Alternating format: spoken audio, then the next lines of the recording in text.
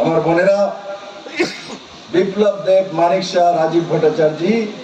एमने কথা বলে না। विप्लव देव जो करता है वो बोलता भी है, और जो बोलता है वो जरूर करेगा, क्योंकि তার কারণ क्योंकि भारतीय जनता पार्टीর কার্যকর্তা,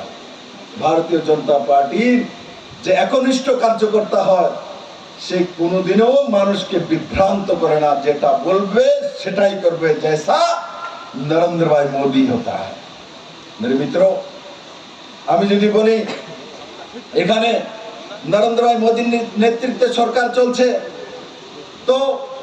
ঘরের ব্যবস্থা নরেন্দ্র ভাই মোদি করেছে, শৌচালয়ের ব্যবস্থা করেছে, গ্যাসের চুলার ব্যবস্থা করেছে, ঘরে বিজলির কারেন্টের ব্যবস্থা করেছে, 5 লাখ টাকার হেলথ ইন্স্যুরেন্সের ব্যবস্থা করেছে, 5 কিলো করে ফ্রি চালের ব্যবস্থা করেছে,